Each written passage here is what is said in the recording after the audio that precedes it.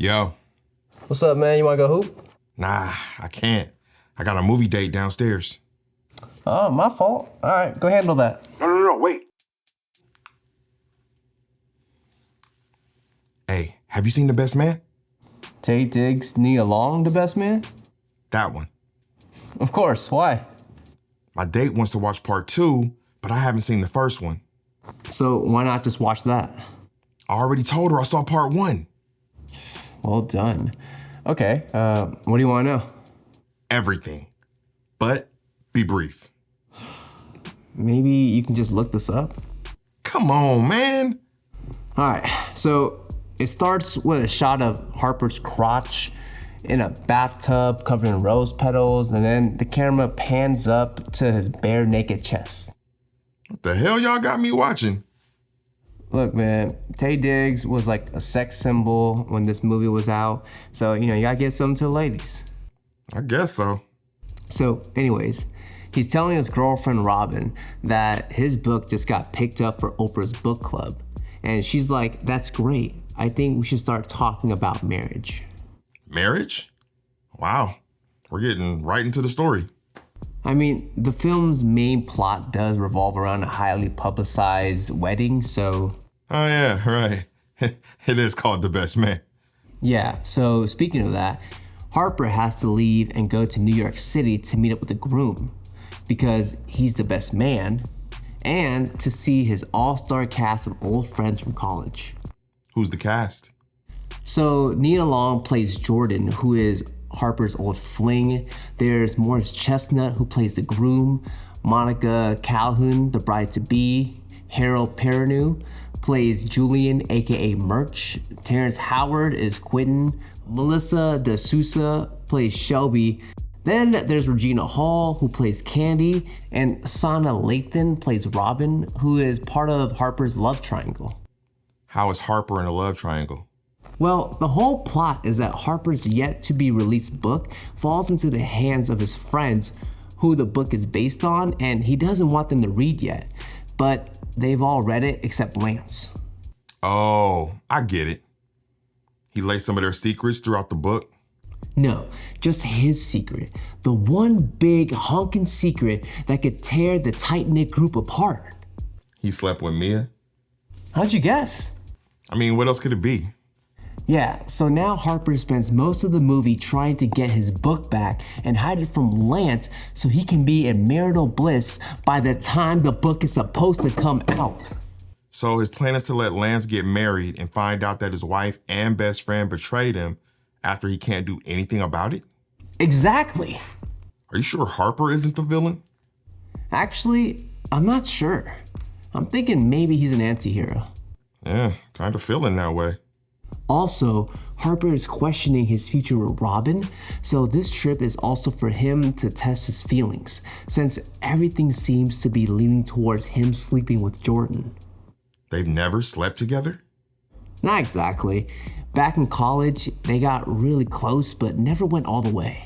So how is everything leading to him sleeping with Jordan? Since he's been back, all they've been doing is hanging out together and flirting. He drops her off at home and flirts, then goes for a stroll and flirt. Oh my God. Do they ever do more than flirt? Well, they go shopping for a gift and they flirt, but Jordan figures out that Harper slept with Mia and she grills him. Oh, so all that flirting go bye-bye? Nah, Jordan hangs out with Mia, and Mia is basically like, Harper gave me the ooh-wee.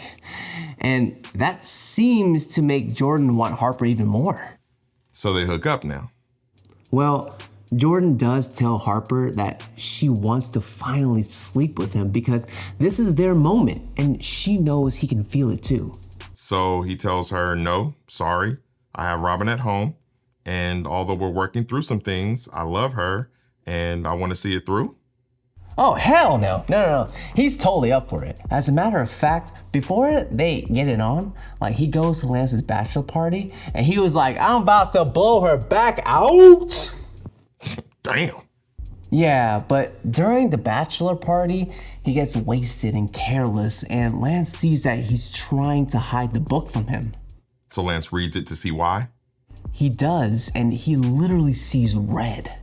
Dish, pan, mother sucker. Once he finds out, Lance nearly kills Harper, and then he calls off the wedding. Yikes. Does Harper still go see Jordan? Surprisingly, he does, and might still have been able to get some too, but he blames her for letting his book get out of hand, and she shut that shit down. Wow. Things can't get much worse for old Harper. Actually, Robin shows up for the wedding the next day, and Harper has to spill the tea. How does she take it? She starts to leave him, but he screams, "I need you," in a public place, so she stays. Nice, Harper.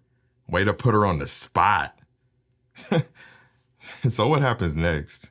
Harper uses Lance's faith against him, so he'll hear him out, but Lance used it back to put him in his place. How do you mean? Well, Harper shouts for Lance to pray with him, which gets his attention, being that Lance has been preaching to Harper the whole film, but Harper never wants to hear it. And how does Lance flip it? Harper asks Lance what scripture to read, and Lance says Exodus 20:14, which is, "Thou shalt not commit adultery." Oof.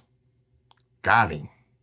Yeah, but eventually he does change his mind, and then we get a really emotional scene where Lance is saying his vows and simultaneously imagining Mia's face as Harper beds her.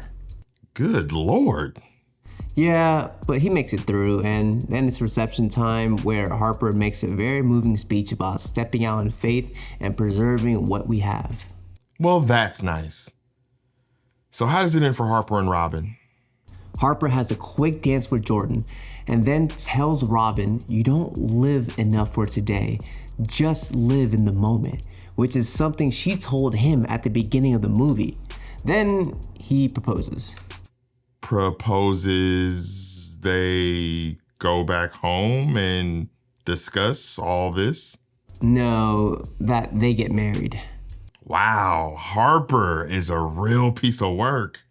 What do you mean? You don't think he should have proposed? First of all, he's taking advantage of Robin's emotions. Second, how you gonna propose at a wedding you almost destroyed? That's a good point. But anyways, Robin says yes, and everyone dances to Taste Like Candy, and it's done. Thanks, bruh. You came through clutch. All good. And now I'm excited to watch part 2. I bet it's a great follow-up, huh? Ooh. Maybe you guys should just watch the first one.